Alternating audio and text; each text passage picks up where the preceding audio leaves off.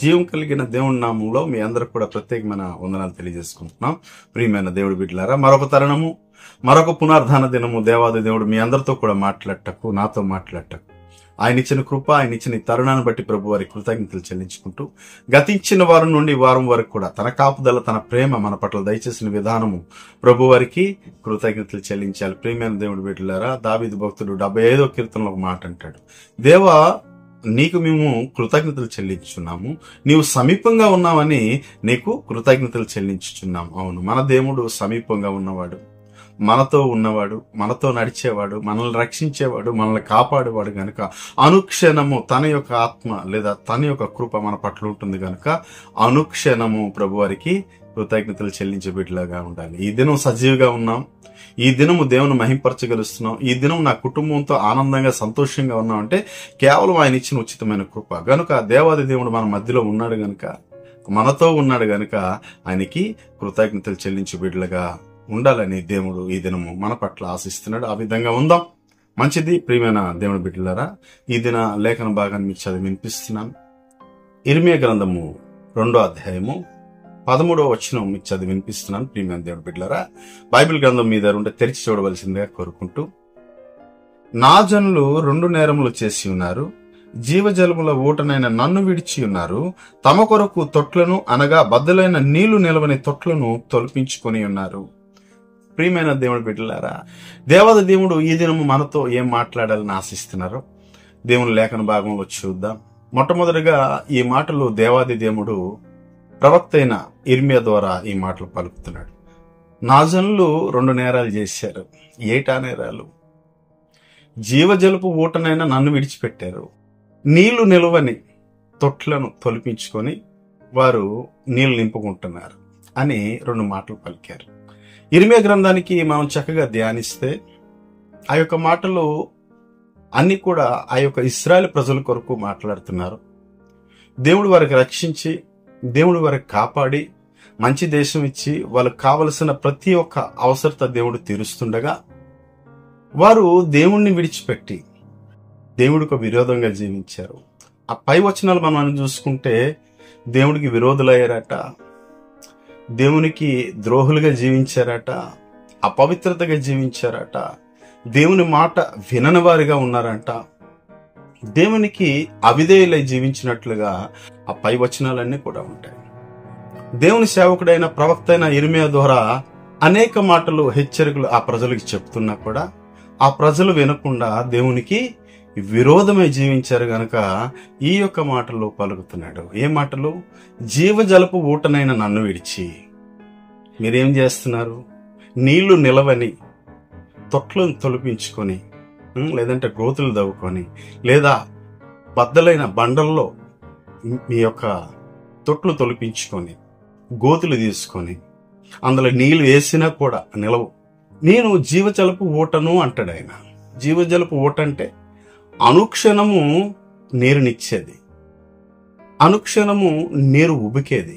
అది ఎప్పుడు ఎండిపోదు, ఎప్పుడు నీరు ప్రవహిస్తూనే ఉంటది. ఒక బావి తవ్వేమనుకోండి, ఒక నుయ్య తవ్వేమనుకోండి, నీటి బుడగ పడుతుంది, లేదా నీటి ఊట అంటారు దానికి. అవి పడితే ఆ యొక్క బావి ఎప్పుడు కూడా ఎండిపోదు, ఎప్పుడు కూడా సంపూర్ణంగా ఆ బావిలో నీరు ఉంటది. అదే మాట దేవుడి మాట పలుకుతున్నాడు, నేను జీవజలపు ఊటను, నా దగ్గరికి రండి, మీకేది కావాలో అన్ని నేను సమృద్ధిగా ఇస్తాను అని దేవుడి దినం మాట్లాడుతున్నాడు.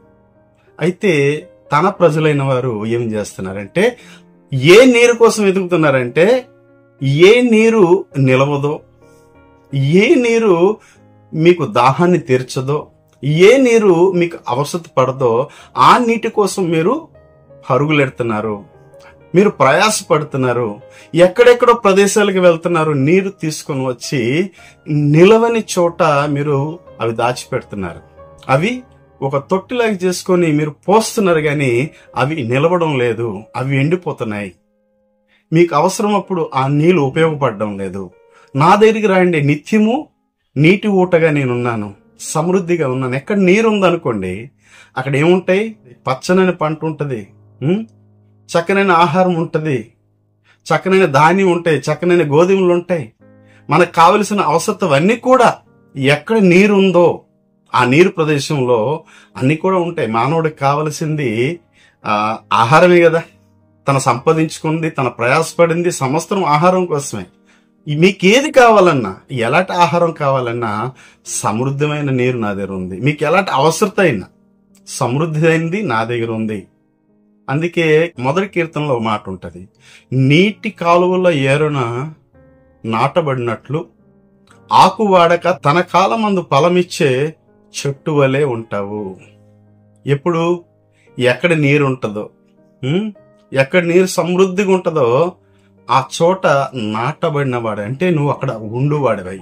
ఎప్పుడు నువ్వు ఎండిపోవు, ఎందుకంటే నీరు సమృద్ధిగా ఉన్న చోట్ల నువ్వు ఉన్నావు గనుక నీ కాలమందు నువ్వు ఫలమిచ్చే చెట్టు వల్లే నువ్వు ఉంటావు. ఎందుకంటే ఎప్పుడు కూడా నీకు జీవజలపు ఊట నీలో ఉంది. జీవజలపు ఊట అంటే దేవుని వాక్యము, దేవుని మాట, దేవుని చెప్పిన అడుగు జాడలో మనం అందరం కూడా నడిచినప్పుడు దేవుని ఊట మనతో ఉంటుంది. మనకేది కూడా కొదువు కాదు. మనకి ఎలాంటి బాధ వచ్చినా కూడా దేవుడు ఆదుకునేవాడు. తన వాక్యం ద్వారా, తన మాటల ద్వారా మనకు ముందు నడిపించేవాడు. ఆయన మనకి ఫలాలు ఇచ్చేవాడుగా దేవుడు వస్తానని ఈ దినం మనకు వాగ్దానం చేస్తున్నాడు. మనం ఏం వెతుకుతున్నాం ప్రియమైన దేవుడు పెట్టిలారా? ఈ దినం మనం ఎతికేది ఎలాంటిదంటే ఏది మనతో రాదో, ఏది మనది కాదో దానికోసం ప్రయాసపడుతున్నాం. ఎక్కడెక్కడికో వెళ్తున్నాం, ఏవేవో చేస్తున్నాం. ఏది కూడా మనతో రాదని దేవాది దేవుడు ఈ దినం ఇర్మియా ద్వారా మాట్లాడుతున్నాడు. మన ద్వారా కూడా దేవుడు మాట్లాడుతున్నాడు. ఏం మాట్లాడుతున్నాడు? మీరు ఎక్కడెక్కడికో వెళ్తున్నారు, అపవిత్రమైన పనులు చేస్తున్నారు, నాకు విరోధమైన పనులు చేస్తున్నారు, నాకు దూషిస్తున్నారు. మిమ్మల్ని బట్టి అనేక మంది నన్ను దూషిస్తున్నారు. మీ ప్రవర్తన బట్టి దేనికోసమో మీరు ఆశిస్తున్నారు, దేనికోసమో మీరు ప్రయాసపడుతున్నారు. ఏదైతే మీతో రాదో, ఏది మీకు నిలవదో అలాంటిదానికి మీరు ప్రయాసపడుతున్నారు. మీ ప్రయాసం వ్యర్థము. ఈ దినము మనుషులకున్న దాహము అనేకమై ఉన్నాయి. ధనదాహం ఉంది, అధికార దాహం ఉంది. ఇంకా మనం చూసుకుంటే మనుషులకు అనేక దాహాలు ఉన్నాయి. తొట్టుల్లో వేసిన నీళ్లు నిలవని దానికి ప్రజలు ఎదుగుతున్నారు, ప్రయాసపడుతున్నారు, ఆశపడుతున్నారు. అయితే దేవాది దేవుడు ఈ దినం మనతో మాట్లాడుతున్నాడు ఏమంటే, దేనికోసం మీరు ప్రయాసపడుతున్నారో, దేనికోసం మీరు అరుగెత్తుతున్నారు ఈ దినము, అది మీతో రాదు, మీతో ఉండదు. మీ దాహం ఎలాంటిదంటే అది తీర్చేవాడిని నేనే అంటాడు ఆయన. మీరు జీవజలపు ఊటనైన నన్ను విడిచి నీళ్లు నిలవని తొట్లను మీరు నీళ్లు నింపుతున్నారు. తొట్లు తొలిపించుకొని ఎక్కడెక్కడ నుండో నీళ్లు తెచ్చుకొని మీరు దాచిపెడుతున్నారు. నా దగ్గర రండి, మీకు నేను సమృద్ధిగా ఇస్తాను, సమృద్ధిగా పోషిస్తాను, మిమ్మల్ని మీ పిల్లల్ని పోషిస్తాను, మీకు మంచి దేశాన్ని ఇస్తాను, మంచి దేశంలో మీకు ఉంచాను, పాలు తేనెలు ప్రవహించే దేశాన్ని మీకు ఇస్తాను, అలాంటి దేశంలో మీకు నివసింపజేస్తున్నాను, మీకేది కావాలో సమస్తం మీకు నేను అనుగ్రహిస్తున్నాను. ఈ దినం మీరేం చేస్తున్నారు? అవన్నీ పొందుకొని కూడా దేనికోసమో ప్రయాసపడుతున్నారు. ధనం సంపాదించుకోవడానికి చాలా మంది ప్రయాసపడుతున్నారు, ఘనత సంపాదించుకోవడానికి చాలా మంది ప్రయాసపడుతున్నారు, ఐశ్వర్యం సంపాదించుకోవడానికి చాలా మంది ప్రయాసపడుతున్నారు. మానవుల్లో ఉన్న దాహం ఇది. అనేక మందికి అనేక దాహాలు ఉంటాయి. అధికార దాహము, ధన దాహము, ఐశ్వర్య దాహము, కుటుంబ దాహము, అన్ని విషయాల్లో మానవుడు ఎప్పుడు కూడా ఆశ కలిగి జీవిస్తాడు. ఎంత సంపాదించుకున్నా మానవుడికి దాహమే, ఆశకి అద్దు ఉండదు. ఎలాంటి ఆశ కలిగి ఉంటారంటే రేపటి దినాని కోసం ఆలోచిస్తూ నా కుటుంబాన్ని నేను ఎలాగ నడిపించుకోవాలి, నా భార్య బిడ్డల్ని నేను ఎలాగా పోషించుకోవాలి, లేదా అందరికన్నా గొప్పవాడిగా ఉండాలి, నాకెప్పుడు ఏది కొద్దు ఉండకూడదు అని దాహం కలిగి అనేక ప్రజలు దేవుడి బిడ్డలు ఈ దినం జీవిస్తున్నారు. కానీ జీవజలప ఊటను విడిచిపెడుతున్నారు, దేవుడి వాక్యాన్ని విడిచిపెడుతున్నారు. దేవుడి వాక్యం మనలో ఉంటే సమస్తము దొరుకుతుంది. అందుకే యేసు ప్రభు వారు అంటారు, మొట్టమొదటిగా నా నీతిని, నా రాజ్యాన్ని ఎతకండి, మీకు అన్ని కూడా సమృద్ధిగా కలుగుతాయి అంటాడు ఆయన. మొట్టమొదటిగా ఆయన రాజ్యాన్ని, ఆయన నీతిని మనం వెతకాలి. వెతికినప్పుడు సమస్తం ఉంటుంది. మనలో వాక్యం ఉన్నప్పుడు, మనలో దేవుని మాట ఉన్నప్పుడు, మనలో దేవుని ఆత్మ ఉన్నప్పుడు, మనలో దేవుని శక్తి ఉన్నప్పుడు మనకి ఏది కొదువై ఉండదు. ఏది కావాలో దేవుడు మనకు అనుగ్రహిస్తాడు. ఎందుకంటే ఆయన నీటి ఊటగా ఉన్నాడు కదా, సమృద్ధిగా నీరిచ్చేవాడిగా ఉన్నాడు కదా. ఒక దినము ఖాళీ కుండతో వచ్చింది. ఎవరు? సమర స్త్రీ. ఎక్కడికి వచ్చింది? సుకారాను ప్రాంతంలోకి వచ్చింది. దేని కొరకు వచ్చింది? నీరు కొరకు వచ్చింది. తన దాహం తీర్చుకోవడానికి వచ్చింది. ఖాళీ కుండతో వచ్చింది. శాపమైన ఆ యొక్క కుండతో వచ్చింది ఆమె. దేవుడు ఆమె ఏం చేశాడు? ఆ కుండని నింపినట్లు లేదు కానీ తన జీవితం అనే కుండని నింపినట్లుగా అక్కడ ఉంటుంది. మొట్టమొదటిగా ఆయన అడుగుతాడు, అమ్మా దాహానికి నీళ్ళు ఇమ్మంటాడు యేసుప్రభు వారు. ఆమె అంటది, సమర స్త్రీ నన్ను యూదుడమైన నీవు దాహానికి ఎలాగ అడుగుతున్నావు అని చెప్పినప్పుడు, నీకు అడుగువారు ఎవరో నువ్వు ఊహించిన ఎడలా ఇట్టి మాట నువ్వు పలికి ఉండవు అని యేసుప్రభు వారు పలికినప్పుడు అక్కడ ఏమంటదంటే ఆమె, ఈ బావి లోతైనది, దీనికి తోడటం చాలా కష్టమని ఆమె ప్రశ్నించినప్పుడు యేసుప్రభు అంటారు, ఈ నీరు త్రాగువాడు మళ్ళా దప్పికొంటాడు, వాడికి దాహం ఉంటది. ఇది శారీరక నీరు. ఇది తాగువాడు ప్రతివాడు కూడా మళ్ళా దాహమే అంటాడు. నా నీరు ఎప్పుడు కూడా ఎండిపోదు, సమృద్ధిగా ఉంటది. అది ఎప్పుడు ఉబుతుంటది, ఎప్పుడు కూడా నీటి బోడుగా ఆరిపోదు. అలాంటి నీరు నీకు నేను ఇస్తాను. సమర స్త్రీ ఏమంటారు తెలుసా ప్రియమైన దేవుడు బిడ్డలారా? ఆ నీరు ఏదో నాకు దయచేయి ప్రభువా అని చెప్పినప్పుడు ఆయన అంటాడు, నీకు ఈ నీరిస్తే నీకు దాహం కలుగుతుంది కంపల్సరీ. కానీ నేనిచ్చే నీరు ఎప్పుడు కూడా నీకు దాహం కొనుగు, నీకు దాహం ఉండదు. వెళ్ళి నీ భర్తను తీసుకురా అన్నప్పుడు ఆమె అంటది, నాకు భర్త లేడు. నిజమే, నీకు భర్త లేడు. నువ్వు చెప్తున్న మాట నిజమే. నీకు ఇప్పుడు ఉన్నవారు 5 భర్తలు, ఇప్పుడు ఉన్నవాడు నీ భర్త కాడు. నువ్వు చెప్తుంది నిజమే అని చెప్పినప్పుడు ఆమె ఏమంటదంటే, అయ్యా నువ్వు ప్రవక్తవు, నాలో ఉన్న శాపము, నాలో ఉన్న పాపము, నాలో ఉన్న దాహము సమస్తము నువ్వు ఎరిగినవాడు. ఆమెకి ఎలాంటి దాహం ఉందంటే వ్యభిచార దాహం ఉంది. ఆమె తలంపు అలాంటిది, ఆమె జీవితం అలాంటిది, ఎండిపోయిన జీవితము, నీరు లేని జీవితము. ఆమె ఎంతో నీరు సంపాదించుకొని దాచిపెడుతుంది కానీ అవి నిలవడం లేదు. వాక్యం తెలియదు ఆమెకంటే, ఆమెకు వాక్యం వచ్చు, వాక్యం ఎరిగి ఉంది. ఆ మాటలన్నీ మనం చూస్తే యోహాను సువార్త 4వ అధ్యాయంలో ఆమె వాక్యం ఎరిగి ఉన్నది. యేసు ప్రభు వస్తారని తెలుసు ఆమెకి, మెస్సయ్య వస్తాడు అంటది ఆమె. దేవుడు వాక్యం ఆమె ఎరిగి ఉన్నది కానీ ఆమె జీవితంలో ఏముంది? పాపం అనే దాహం ఉంది. ఆ దాహాన్ని ప్రభు వారు తీర్చారు. ఆమంటది, ప్రభువా నేను ఎల్లప్పుడూ ఇక్కడికి రాకుండానట్లు నాకు సమృద్ధిగా నీరిచ్చే అంటది. అనుకుంటది కావాలి ఆమె PhD వాటర్ యేసు ప్రభు వారు వారింటికి పంపించేస్తారేమని. గాని నేనిచ్చే నీరు తాగువాడు నిత్య జీవం కొరకు అంటాడు. నిత్య జీవం కొరకు నీటి ఉబుకగా ఉంటది. ఎప్పుడు కూడా నీ జీవితంలో నీరు ఎండిపోదు. నేను అలాంటి నీరు మీకు ఇస్తాను. ఆ నీరేమిటి?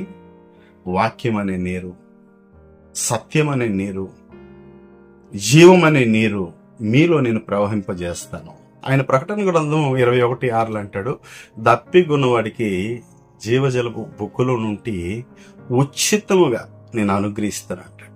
ఎవరైతే జయించి ఉన్నారో వారందరికి కూడా, దప్పిగొన్న ప్రతి ఒక్కరు కూడా జీవజలం నేను అనుగ్రహిస్తానని ఆయన మాటిస్తున్నాడు. అదే విధంగా ఏ సమర స్త్రీ అయితే దాహం కోసం వచ్చిందో, ఏ నీరు తీసుకోవడానికి వెళ్ళడానికి వచ్చిందో, శారీరక దాహం తీర్చుకోవడానికి వచ్చింది, కానీ దేవుడు ఏం చేశాడు? ఆమెను జీవజలపు ఓటనిచ్చాడు.